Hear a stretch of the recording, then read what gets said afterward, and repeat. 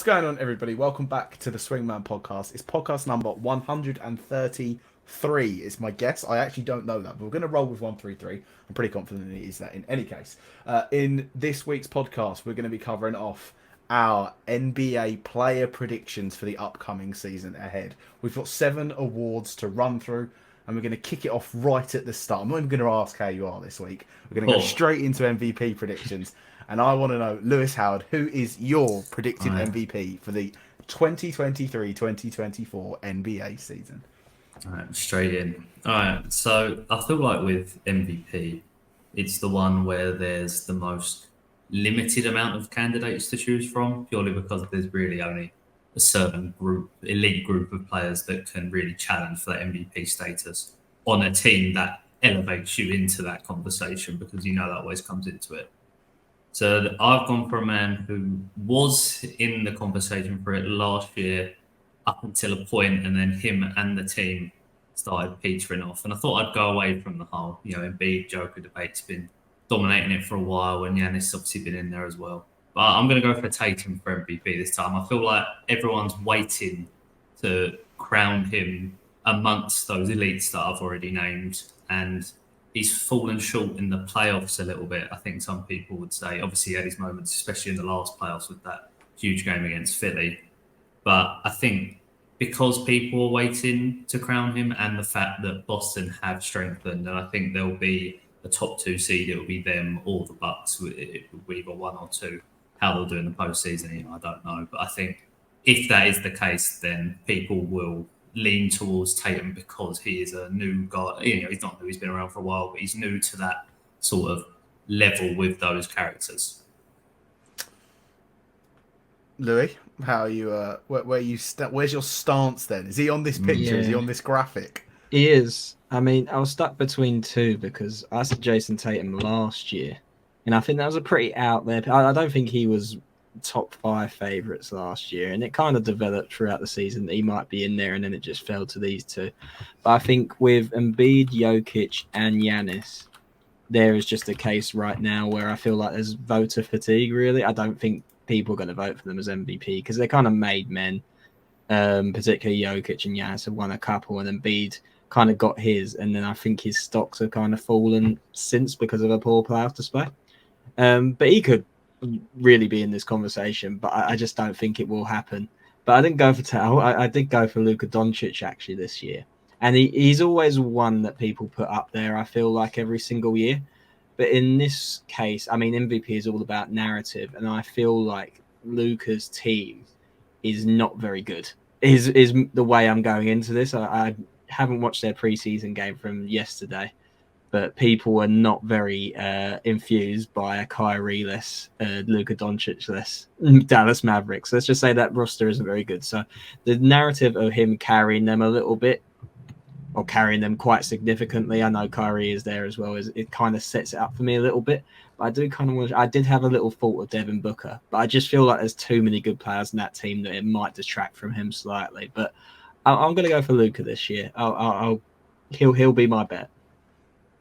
So when I was running through this as well, it was more, I fully agree with you on the premise that I think there's going to be some voter fatigue. I think Jokic and Embiid are both going to have very good seasons again, but I think it's going to be the case of the narrative of like, they've already done it before. Let's try and get some fresh blood in. And I do think, I fully agree that I think it's going to be Luka Doncic, because I feel that he's going to be the shining star on a team of mediocrity, depending as well on what Kyrie does this year, if he plays 65 or more. But I think that when you look at the Celtics, I think there's so much talent on that roster. I don't know how I think Tatum is the best on that roster, but I don't know how he's going to sort of margin himself above them all so much to stand out in that way. I think Giannis and Lillard are going to sort of share the headlines a bit more for it. And then I think there's so much talent on that Suns team that I'm not sure what one of them's going to shine the most out of KD and Booker. So for me, Luka is the shining star for it. I think Jokic is still the FanDuel and the predominantly the bookies' favourite. So I wouldn't be surprised if any of them on here won it. As like you said, Lewis, it's sort of the smallest pool in terms of talent available. But Luka Doncic is my pick. I would say I'd be surprised if Embiid won it, personally, purely because, as Louis said, how he's now, obviously people still view him as one of the best players in the NBA, but the fact that he won that MVP and then what happened in the playoffs, I think it was just left a sour taste in everyone's mouth. So I'd be surprised because he will put up the numbers. It's Embiid. That's the thing with Embiid, Giannis, and Jokic. They're always going to put up the numbers. And then the reason why Giannis and Jokic, I would assume Jokic is the highest odds, is because their teams are going to be there and thereabouts. The only thing I'd say about Luka is as you say, because his team's not good, particularly great or as good as these other players, I think it'll actually, while it could do him some good, as you say, because it looks like he's carrying them, I think it will also harm him because the team just won't be performing well enough overall. And the argument against it is like when Jokic won one of his MVPs, when they weren't in one of the top seeds, but they still made the playoffs. I think the difference there is because he had so many injuries to the players on his teams that people felt like it was really even more pressure heaped on him, dragging them over. Whereas with Doncic, obviously, I don't think it's the fact that they're missing players; they're just not a particularly elite team in that Western Conference. So I think that will be what hurts him. Westbrook course, wouldn't it be for Luka? Kind of. I mean, it would that's also, probably the better one. Yeah, it would probably also help if Kyrie just goes like mental halfway through, and then you can even put more on there. I mean, he's going to get injuries as well. He'll play probably 50 games if we're quite honest. So I mean, there's a couple other dark horses. I think Steph is always kind of a dark horse in these ones. Again, he doesn't usually play enough games, but that could change. And I do think SGA might creep into it, but that might be a bit early. Yeah, go on, George. I was going to say, just to round this off in terms of the MVP discussions that we had here, do you think LeBron James is now not even in discussions for this? So that would be the last one I would have said, is I do think the Lakers are going to have a much improved regular season record. So I do think that him or Anthony Davis could make their way into that conversation. AD more because of the two-way impact that he'll have. And LeBron, even, you saw last year, he was putting up those numbers. So he will have that base level that people who vote for MVP always look to. So they can definitely make their way into the conversation. It's just not as much of a surefire thing as the others. It's also difficult because I don't, it's close. I don't know who the best player on that team is particularly. And if I had to go for an MVP pick, it probably is just LeBron, purely because I don't think Anthony Davis is going to play enough games to get to that standard. But I'll just have a look right now. LeBron James is 50-1 to be MVP, which has got to be the lowest he's ever been. Yeah, I mean, I don't really put him in this conversation, but that's because he's won it so many times, and I just don't think. Yeah, it's not a clear and cut. He's the best player on that team. I think they'll go against him slightly. I agree, but like we said, the MVP award's all about narrative. If the Lakers got second seed and LeBron was unbelievable all year, it isn't out of the realm. So 50-1 is pretty nuts for it. But we'll move on. We'll move over to drumroll, please. Defensive Player of the Year. I found a lovely graphic of Dwight Howard there for us. So again, Defensive Player of the Year. I think pretty similarly to MVP, there is actually, I would argue, there's even smaller amounts. There's a smaller pool of players that realistically are going to win Defensive Player of the Year this year. And I'll kick off the bat, and I'm going to go extremely boring, and I'm picking Jaren Jackson Jr. because I think he's just going to get an unbelievable amount of blocks this year because it's what he does in that team. I think the addition of Steven Adams coming back could be a bit of a slight diminishing diminishing sort of factor on those numbers, but I still think he's going to put up sort of defensive stats that no one's really going to be competing with. Yeah, I think Defensive Player of the Year, as you say, is interesting when you think about the candidates because it's really on how you view players or what a player can impact on the basketball court. Because a lot of the time, the big men or the centers get the biggest nod because they're defending the paint. They're affecting multiple players at multiple positions.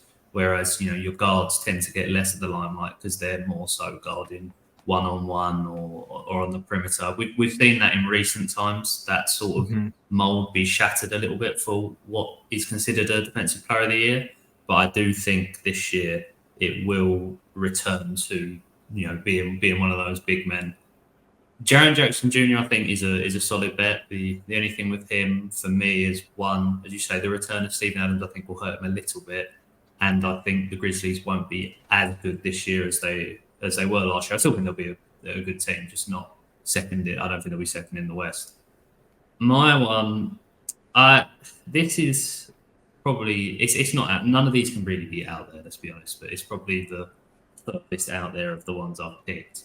And it all depends, as someone alluded to earlier, how many games will Anthony Davis play? That is the real come question. on. I'm sure you do this year. every year. No, it was me last year. I'm not I gonna picked lie. AD last year. I think I've picked AD more than anyone else the past few years to win defensive player of the year. You're not, but basically, my reasoning is I think the Lakers will be a lot better this year in the regular season. And when I look at teams, I think a lot of the time people look at them and think, and so do I, what does this team excel at? What is their identity? You look at a team like the Nuggets or the Suns, and you see that they're offensive powerhouses. And I think when you look at the Lakers and what their foundations have to be a successful team, I think it has to be predicated on their defense. And obviously, their best defensive player is Anthony Davis. So, because of that and the fact I think they'll do a lot better, I'm going to give Anthony Davis the nod. Yeah, a major award like that is something I think that's kind of missing from AD's resume a little bit. Obviously, he won a championship. He's an amazing player, multi-time All-Star, All-NBA, but like that single like individual award, an MVP or a Defensive Player of the Year, I think he kind of needs that a little bit. I haven't gone for him because I just don't think I don't have the faith that he'll stay healthy, unfortunately. Even though he kind of did towards the end of last season. It sounds a bit difficult. I think I just tend to go for a big man. It's the easier one to kind of measure. And I had sort of Bam Adebayo floating in my head. I think the Heat might be quite decent this year with like a vengeance to come back with. Everyone counting them out. That's the best kind of Miami Heat. But I've gone a bit boring as well. And I went for Jaren Jackson Jr., unfortunately. I think they might not be as good, but they will be a very good defensive team. They've got last year's Defensive Player of the Year, and they've got the season before's Defensive Player of the Year, and Steven Adams. And I don't think Steven Adams detracts from what Jaren Jackson Jr. does, actually, and I wouldn't be surprised if he gets more blocks if Steven Adams is there because he can roam and he can do that type of thing. And I think he's just an overall better defensive player rather than when he's having to anchor. So, I think that's a pretty safe bet for me, but it's always kind of difficult with that. It just depends on how the narrative unfolds, like all of these, really. The main thing with Steven Adams is I think a lot of the time rebounds, like defensive rebounds, get taken into it somewhat, and he'll definitely obviously take away from that. But as we've lamented for many a year, it's not like Jaren Jackson Jr. gets as many rebounds as he should anyway. So how much that affects, I don't know. I was quite surprised to see Evan Mobley was like the bookie's second favourite. And considering as well, I think that this year, if I wasn't going to pick Jaren Jackson Jr., this is the year I'd take Giannis as it, primarily because I think he's going to have more of a load on the defensive end this year because he won't have so much to do on the offensive side. I think he's going to focus more on it. But yeah, Evan Mobley and he was only just second as well. There weren't much in it between him and Jaren Jackson Jr. But was he second last year? I might be wrong, but I feel like he's been second or third at least a couple times. I mean, he's a really good defensive player. The Cavs will be solid in their front court at least. Obviously, the back court maybe I don't know. And maybe there's something to him getting a bigger role with maybe something happening with Jared Allen before the season starts. I'll be surprised if something does happen, but potentially that's a potential case to help him as well. Potentially so. Anyway, moving this train along, it's now time for our Coach of the Year predictions is how we're going to go for this. Lewis Howard, I'm looking straight at you. Where are you going for? So we had a little conversation before this, and I said I actually thought this was the most difficult one because when I look through the teams, because first thing I did when I was looking at this, I looked through the teams I thought were going to be the best in the NBA, basically, because usually that's who ends up getting it. And I think with teams like the Celtics, I don't know how much credit Joe Mazzulla is going to get if they do end up as the first seed. And then you have and I think the same is similar with Frank Vogel, with how stacked that Suns roster is going to be. I don't know how much credit people will attribute to him. And then I look at the teams that have coaches that have been there, done it. And usually that's not the type of flavour people like for Coach of the Year. So I went with a different one based on a team I think is just going to improve off last year. And I hope I'm saying his name right, but I'm going to go with Mark Dagnall. I think that's how you say his name. I'm going to go with him because I think the Thunder, obviously they're a very young team. I think they're going to keep making strides. And this year I think they'll push on, get at least play in, but maybe even a low playoff spot. And I think that could secure him Coach of the Year. Yeah, I was going to say Dagenhall, but yeah, it could be either or of them for it. Yeah, I looked it But up, and I think it's Dagnall because I remember when Sam Presti introduced him, I think he said Dagnall, so I'll I go always with say that. Dagenhall. That is primary research. Yeah, Primary research. But I mean, mine was between him and just Eric Spoelstra because Mm, I think he's pretty well renowned now at this point that he's probably the best coach, if not like the second or third best coach in the NBA. I'm not going to go yeah, mad on anyone else that goes for it, but I think again with this whole off season of how it's been quite underwhelming for the Heat, and they're going to go again, and it's like, oh, they haven't built. No one's really expecting anything of them. They're probably going to do quite well, get like third or fourth seed at minimum, and then everyone's going to be like, wow, just how good is Coach Spo? And then it's going to. I think again, a lot of these awards are all narrative based, and yeah, that's how I'm doing it. And the fact that he's like on FanDuel, Eric Spoelstra is like the 10th favorite. I think he's bananas in terms of odds, but it's what really? it is. Yeah. yeah. That's surprising because I think the Heat will do a bit better in the regular season than they did last time as well. Yeah, like Darvin Ham is above him on FanDuel, and I just can't see how that's a plausible world. But yeah, I mean, there we go. Yeah, I've gone for Eric Spoelstra as well personally. I was just trying to look up actually if he's ever. No, he's never won Coach of the Year. Oh no, yeah, no, he's never won Coach of the Year. So that's another thing that you can put into it as well. This guy needs to be Yeah, recognised, like you said. I one think hundred he's. percent. I think he's probably the best coach in the NBA. That'd be my opinion. But like you said, it can to and fro with the man you've got on the screen right there. He's got to be up there, and others. Tom Thibodeau's still Yeah, kicking up exactly. there. Doc Rivers not in the league anymore, which is unfortunate. So, sorry, that made me laugh quite. So yeah, I just think it is kind of there for him. They've also lost Gabe Vincent as well, so you got that type of narrative. I'm also expecting Tyler Hero to have quite a good season. And that can be another thing that can play into it a little bit. So it was either the Thunder coach or I'm not even going to try and pronounce his last name or Spoelstra. So yeah, those are I feel like those are two pretty prime candidates. But if the Celtics do really well, Missoula could be up there. Darvin Ham's another good shout. Frank Vogel as well, I guess. With the Suns, he's already got a proven sort of record there in the West. So yeah, all of those are good coaches, but I think Spoelstra is the best. Indeed. Louis, I'm going to stay with you because I'm going to want your pick for this one. And we're moving on to sixth man of the year. I thought Lemon Pepper Lou is always what comes to me whenever I think of a sixth man of the year. I always think of Lou Williams. So I want your fresh hot take on who you think is going to be winning sixth man of the year. Yeah, it's a difficult one because this is always this and most improved player of the year. I think are always the most random ones. Mm-hmm. Yeah, I got it right last year. Actually, I went for Malcolm. Malcolm Brogdon did win it last year, right? It wasn't Quickly. Yeah, okay. Quickly is the odds-on favorite this year that I checked. I just don't. I mean, that's a good.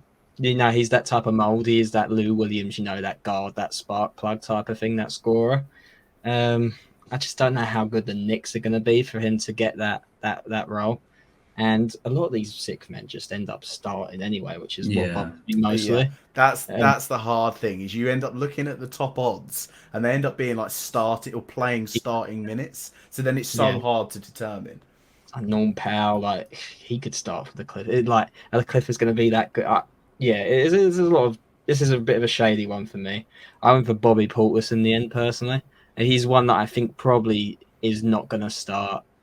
He's not that sort of guard spark plug type of player, but he gets points off of the bench.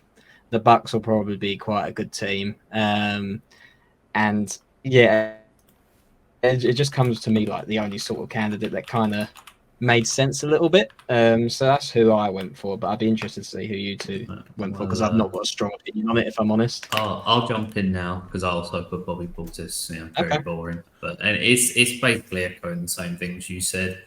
When I think of the people it could potentially be, I think Derek White would probably be someone I'd throw forward first. But as you say, I just think he's going to start a lot of games. Yeah. He's going to start a lot of games. So I threw him out of contention there. And then the other one, just quickly, is I do think Norman Powell will come off the bench most of the time. So for me, it was between him and Bobby Portis. But I just think Bobby Portis will put up the numbers people like to see from a sixth man. And obviously with Giannis and Brook Lopez there, he's not going to be starting games. So. Yeah, it's a nice segue actually because Derek White was my pick, but it's on the premise of that I'm thinking that I don't actually think he's going to play that many minutes because I do think that Jaylen Brown, Drew Holiday, Jason Tatum are all going to play core minutes each night. They're not guys that just they don't come out of the side that often. Is how I see it. They don't really rest a lot. So I'm not sure where his minutes sort of kick in. So I do think he's going to play sixth man, but I do agree he's good enough that I could just feasibly get in that role, and he's going to play enough minutes anyway. So if I was going to pick a more out there one, I'd like to pick Chris Paul, but I don't think Chris Paul's going to ever see sixth man of the year minutes. Yeah. So the actual one that I'd go with outside of Derek White would be Kelly Oubre Jr. But it all depends on what the Sixers do in the off season that's still to come in terms of that Harden trade. Because I liked him at the Hornets in moments. I think he's a good two-way player. I think he has his issues, but I think he's a good two-way player. And on the side of the sixth man of the year, I do think people only think about, well, I think people more favour offensive sides when they think of sixth man of the year. They don't really tend to look to the more defensive aspect of it. And I think the sort of, I mean, Kelly Oubre Jr. is what I would class as a definitive swingman in any case. But I think he can add quite a lot to the Sixers if he can stay healthy in that sort of swingman role for them coming off the bench. But again, it's sort of it's a finger in the air. Who's going to know where sixth man of the year is really going to lead us to? I forgot we failed to mention a man in any of these awards picks. He could have won any of them the way he's going on. Surely Kai Jones has to be figuring into this. MVP's highlights. Man, he could be any of them. He's the. You know what's his highlights? He's the GOAT, man. No, I mean if you agree with Terence Ross, he's not getting anywhere near. He's lost his mind. So yeah, no, it's one of them. It'd be sad if it wasn't quite funny. Yeah. Right. In any case, we'll keep moving. Rookie of the year. Now, I couldn't find like a fancy graphic, so I found the old ones that we had here. But there is someone that's still eligible in this picture for Rookie of the Year, and I think this is where the debate lies. If you're on Team Victor or Team Chet, I think if you're picking Scoot, you're doing it to be different and different only. Is all I'm going to say right there. And if you pick Brandon Miller, I would seek help immediately. I think this is a two horse race, and I couldn't have a go at you picking either one. Yeah. I think the media of it and the media train is going to be Victor, but I do think Chet's going to be better this year. I just do.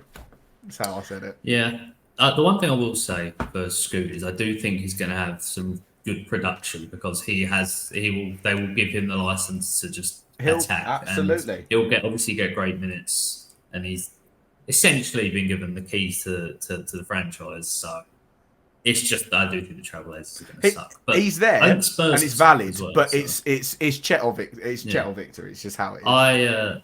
Even though the Thunder will be better than the Spurs, I think we'll all agree with that. I did put Wemby purely because I know you said before they do favour offense over defense, and maybe even offensively, Wemby's going to be given more of the ball or more license to score or play more offense. But I think there's a flaw with his defense that I just couldn't ignore to give him this Rookie of the Year, and I think that will shine in that Spurs team, and that will be what drags him over the line. I think Chet has that as well, though. That's a strange thing about it because they're such similar sort of players. Yeah, but I don't think the floor's the same level. I think Chet can be a good defensive player, but I don't think he can be it to the level of what Wemby can be and what he already. I think because a lot of people were saying, "What's he going to grow into?" I think the defense is the thing that's there. A lot of it is there already, and that will be on show. I mean, if anyone has the opportunity, I would watch the highlights of the game that these two played yesterday. Played in the preseason game against each other. It was just so funny to watch, like these two such sort of like freakish bodies, like playing against each other. Well, the skill set that I have, it's like, I don't think I realized how good Chet was in terms of like his ball handle and his shot creation. Personally, I thought he would be sort of like a pick and pop type of guy. I had not watched him that much, and he's got that. He's got playmaking as well. And Wembanyama is, if he doesn't average 20 points, I'd be actually quite surprised watching that yesterday personally. And I'm not sure if you saw him flex on Chet as he headbutted in the layup. Yeah. I thought that was a bit below the belt, but shows a bit of a dog that I'm sure that he has. I think he's going to win it as well. Personally. I think I buy into the hype so like as much as anyone, if I'm quite honest. I think he's going to be a really good player, injuries permitting, and he does seem quite dedicated to preventing those. If you've seen his warm-ups with his stretches and everything, it's quite intense. So yeah, I think he's going to be a really big star in this league, and I think it'll start with Rookie of the Year personally. So I'm going against the grain. Then it's not like it's a mad differential. It's going Chet over Wemby, but no, I just feel that even though I think that he'll be fine injury wise, I think the Spurs are going to put him in like the most amount of bubble wrap ever. I think they're going to ease him into this season a bit. I don't think they're going to be making him play like 35 minutes a night. I can't see it. Whereas I think Chet's going to be getting quite a bit more minutes under his belt, and he's got a great team around him as well. He's got good players. He does. Whereas Wemby doesn't have quite that. So there's the case for that as well. Indeed. Right. The penultimate award before we get onto that last award is my chef's kiss is what it is. But we're going to get onto most improved player of the year. Little Jimmy Butler one. The graphic quality on this one is not as great as I could find. But again, most improved player of the year is, I would say, the most difficult one because again, you literally have no idea who it's going to be because it's who you think is going to be the most improved. There are so many people. I mean, the bookie's favourite is Mikal Bridges. I think Mikal Bridges was already quite good. So for him to win that, it would have to be like, I don't even know how high he'd have to go to win that for me. I was torn between two, and it was between Josh Giddey, because I think the Thunder are going to be unbelievable. Well, not unbelievable. I think they're going to have a very good year. And if it's not Josh Giddey, then I'll be going for Tyrese Maxey, as I think he's going to have that step up in James Harden's absence. I think he's really, really good. I think he just now has to have the sort of the floor space to be able to do it. I think he will this year, and as a result, I think he'll be able to shine as anyone can to win that award. And I don't think Tyrese Maxey's a sort of out there pick. I think he's quite high up in the rankings of the favourites for it, but that's where I'm going to plant my flag.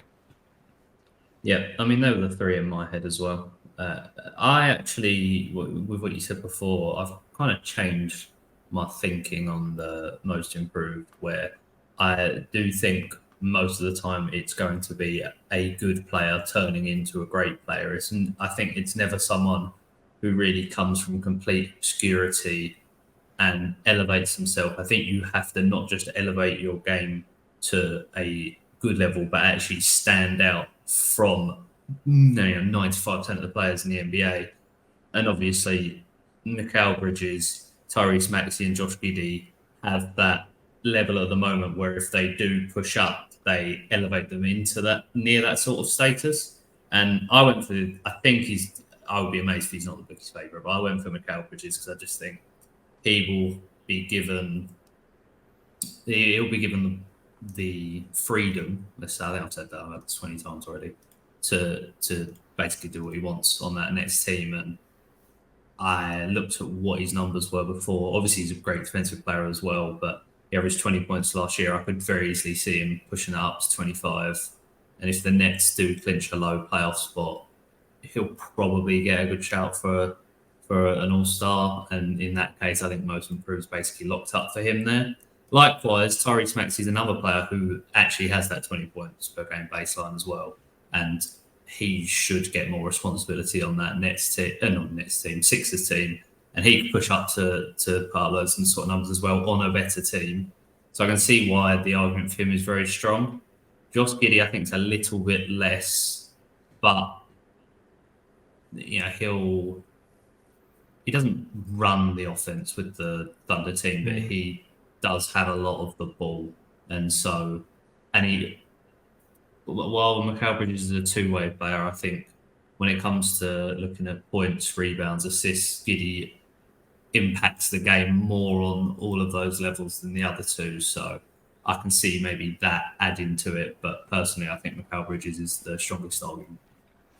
Yeah, I think all the guys you've said, and they kind of follow the template that I was looking at, like good, like young guys, youngish guys, if we're honest. So like 20 to 24 type of bracket, who sort of elevate themselves to become like an all-star, first-time all-star type of thing. You know what? Okay. Just put in. There's one I forgot that I think you're going to name right now, but I won't say it obviously. But I'll be interested. I've just realised it's not that anyone. I mean, You haven't named my guy so far. I'd be Yeah. surprised actually, but no, I've gone for Desmond Bain of the Okay, Memphis yeah, that's not the Grizzlies. one I was thinking of. Yeah, exactly. I thought it was the one out there pick that I had here, I guess, but I don't think it's too out there. I think he's quite a good player now, if I'm honest, and with added offensive load, which he'll have whilst Jar is serving his ban. I can see some of the offense shifting towards him even after Jar is back. Maybe they just sort of stick with what is working a little bit. I've just realised I've gone for 2 Memphis players in the awards pick, so they better have a good season. But yeah, I can just see him elevating himself to that sort of like 25 points per game. Maybe he sneaks an all-star. He has to sneak an all-star, I think, if he's going to win this personally. But I think he's quite a good player already, and I think he can get better. And I think he had good games in the playoffs last year as well. So I think he has that type of pedigree, that type of explosiveness offensively to try and sort of carry this. So yeah, that's the one I went for. I was interested to see who you thought I was going to say. The last one I thought of, I said it quickly because I know you like him quite a bit. So I thought you may pick him. But as I was listing off basically the criteria I look at when I think of most improved, even though it was his rookie year last year, so that might go against him. I actually think Paolo Banchero has a good chance. I do because he has the floor from last year, and he's young. He's got the facilities to make those improvements. I think Orlando will be much better. So I could see him pushing himself into that conversation as well. I think he's too good. Yeah, that's why I said it's because it's his rookie year. I think people maybe wouldn't want to give him most improved. But then again, I mean, there's been people that have had that jump from their rookie season in the past that people have pushed them in this conversation. So I do think he's got a good chance as well. Indeed. Right. The final award. It's one that we haven't really covered before. We haven't got too much pedigree in it. It is Clutch Player of the Year award. And I don't really know how to describe where on earth you can find the sort of metrics to base your decisions on, and I didn't even do any research in this, because to me this award is just going to be Damian Lillard's just going to win it. I can't see it like this. I think if the Bucks don't win anything, if they don't have a great regular season, the only one we haven't done as well, we haven't touched on the in-season tournament, but we'll save that for another pod when it comes closer to it. But I think if the Bucks don't win anything, if they don't win that, if they don't top their sort of conference, and Giannis or Dame aren't up for any individual awards outside of it, he's going to have so many buzzer beater winners. He's going to have like 3 or 4 throughout the season, I think. He's going to have clutch moments. It's Dame time. It's all this yada, yada, yada. I can't see a way in which Dame just doesn't win this award. But this is me sitting here 2 weeks before the tip-off of the season. That's just how I'm viewing it. Shit, I mean, there are stats you can use to measure this. In fact, there are like clutch time and like full quarter scoring and all that type of thing. That's what I mean. Like, I don't there's really care. But it's like it's Dame. Like, that's just how I see it. Yeah, I'm not sure. Like the Aaron Fox was won it last year. Like I don't think because he done it well last year, it necessarily translates into this year. Even though he does, I think in the playoffs as well, he proved to be a really good clutch time scorer. When things got close, he could get to the basket and do things really well. So I think it's definitely up there. But I guess in this case, you have to be in a lot of games which are quite close to be considered a clutch player and have a lot of clutch moments. You can't be too good. That's my thinking. You can't be like amazing. And you can't be really bad, obviously. You got to keep it relatively close. So I was like, middle of the pack team. And I can imagine like the crowd going off and it influences people in this, like Jalen Brunson. I don't know why. I don't think there's particularly a record of him being amazing for like clutch shots or something like that. But I don't know. It was just a feeling I had. It was either him or Jimmy Butler. It's good logic. And to be honest, when you went a mid-ish team that's going to have moments in the end, Trae Young is the one that jumps out at me after saying that. But yeah, I just quickly plug my bloody charger and my laptop's about to die. But nice. As you say, it's a weird one, and we realised quite late that this is actually an award. So I just basically, at first I was interested to see, you must be able to bet on this. I just looked at the odds and saw, and De'Aaron Fox's favourite. That's not surprising because, as Louis said, when you look at the metrics you can actually use to gauge how clutch a player is, per se. I don't know how much really look into it. But De'Aaron Fox last season was ahead by a mile in all of the statistical categories. But what I did was basically looked at players who are going to have the ball at the end of games a lot, whether it's scoring or distributing. So I kind of got rid of players that don't play make as much as well. And then I just, as Louis said, I thought what teams are maybe going to be involved in those situations more than others. So maybe more than your top tier teams and more than your bottom tier teams as well. And then just pick the player I like. So I just went best, yeah. That's all there is to it, really. To be honest, there's not much else than that. No, I forgot in my pick that the Julius Randle tax of late game situations. Yeah. That man cannot get himself out of the headlines, so that would be something that halts my pick there. That'll be the one for it. Well, I mean, that was pretty good running. That was a smooth, efficient pod, is what I'll say there. Before we wrap this one up, we're going to have our over-under predictions as our next pod, just in the run-up to the season starting, and then it will be back to a regular occurrence of us talking about the NBA and everything that runs around it. Quick plug, if you haven't followed us over on Apple Podcasts or Spotify or wherever you get your podcasts, drop us a follow over there, leave us a review. It would help us out more than you could possibly imagine. But apart from that, I think that's us done. Is there anything else that you boys wanted to talk about? No, that's all good. No, I'm looking forward to the over-unders pod. I think it'll be interesting. Yeah, the over-under one will be good. I always look forward to them. But in any case, we're going to wrap that one up there. Thank you very much for watching, and we'll catch you in the next podcast. Peace.